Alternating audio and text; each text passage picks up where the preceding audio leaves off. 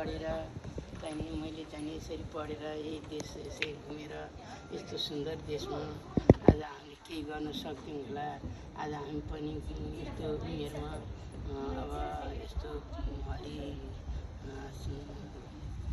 60 वर्ष उमेरमा पनि आज केही गर्छु जस्तो मलाई अनुभव लाग्यो, खुसी लाग्यो। ठिक छ, तिम्रा सबै कुराहरू इच्छा पुरा गराउन भन्ने मेरो बालकपनदेखि नै चाहिँ सानो उमेरदेखि नै मलाई त्यहाँ तिम्रो मेरो जहिले पनि प्रेम बस्यो। जहिले तिमी म कहाँ आउँथ्यौ तिमीलाई मैले देख्थेँ, त्यो बेलादेखि तिम्रो अति माया लाग्थ्यो र कारणवश तिम्रो मेरो बिहा पनि भयो। तिमीलाई मैले दार्जिलिङ सिक्नु कतै घुमाउने साह्रै इच्छा थियो। घरको परिवेशले गर्दाखेरि मैले तिमीलाई त्यति घुमाउनु पाइनँ र आज हामीले सबै छोराहरू जन्म दिएका थियौँ। हाम्रो इच्छा पुरा गर्ने हाम्रो छोराहरूको जन्म विचार छोरा नानीहरूको इच्छा थियो।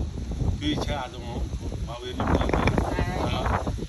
आज ती पुरा गरेका इच्छाहरूमा तिम्रो हाम्रो आज आएर यो सहरमा विभिन्न ठाउँमा पुगेर विभिन्न किसिमका मनोरञ्जनहरू हामीले गर्न पायौँ र फेरि पनि हामी चाहन्छौँ हाम्रा नेपाली दाजुभाइ दिदीबहिनीहरूलाई पनि हाम्रा बच्चाहरूले हामीलाई जसरी चाहिँ यहाँको जुन कुरामा हामीलाई चाहिँ अमनचयन गराएको थियो, हामीलाई दृश्य अवलोकन गराएर हाम्रो मन लुटेका थिए र यो जापानले हाम्रो मन बहुतै लुट्यो।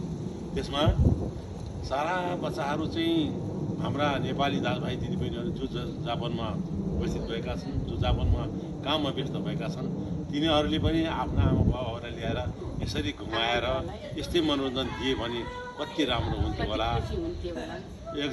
एकदम खुसी हुन्थ्यो मीरा। तिमीले सबैलाई शुभ आशीर्वाद तिम्रो, हाम्रो सबैलाई सुख शान्ति पाउनु र सबै आएर यसरी घुमेर मौज मस्ती लुटुन् र भन्ने मेरो शुभकामना छ। र सबैमा जो जापानमा बसेका थिए उनीहरू दाजुभाइहरूलाई पनि यो सम्झना होस् कि मेरा बाबुआमा मेरा चाहिँ परिवारहरूलाई ल्याएर घुमौँ भन्ने भावना तिनीहरूमा पनि जागोस्। म यति भन्छु। र मीरा, तिमीलाई कस्तो लाग्छ? मलाई त एकदम खुसी लागेको छ। यस्तो उत्साह बढ्दाखेरि मेरो त हृदयले पनि साह्रै खुसी लागेको छ।